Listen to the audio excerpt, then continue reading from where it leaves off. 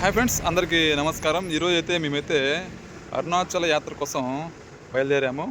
ఇప్పుడైతే ప్రస్తుతానికి మేమైతే తిరుత్తని దగ్గర ఉన్నాము. చూడండి, ఇక్కడ కనబడుతున్నది మా బస్సు.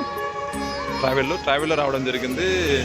దాదాపు 40 మంది రావడం జరిగింది. ప్రస్తుతానికి ఇప్పుడు ఎర్లీ మార్నింగ్ 6 o'clock అవుతుంది. నైట్ అయితే మేము 11 o'clock అట్లా బయలుదేరాము మా ఊరు నుండి, కడప నుండి.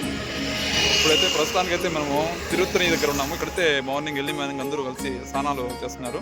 ఇంకా కొద్దిసేపులో మనమైతే గుడి దగ్గరికి దర్శనానికి వెళ్ళడం జరుగుతుంది.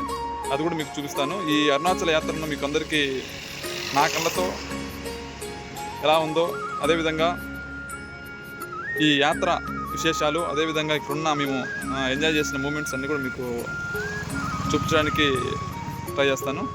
ప్రస్తుతానికి అయితే రోడ్లో ఉన్నాము. ఇప్పుడైతే చూడండి, ఇదే మన ట్రావెల్ బస్సు.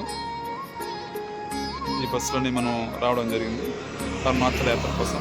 ఈరోజు అయితే మీకు చెప్పినట్లే, ఈరోజు మేము తమిళనాడులోని సుప్రసిద్ధమైన పుణ్యక్షేత్రమైన సుబ్రహ్మణ్య స్వామి టెంపుల్కి రావడం జరిగింది. ఇక్కడ సుబ్రహ్మణ్య స్వామితో పాటు వల్లి దేవసేన అమ్మవారు సహితంగా కొలువు తీరారు. మేమైతే మా ఫ్యామిలీతో కలిసి ఈ టెంపుల్కి రావడం జరిగింది.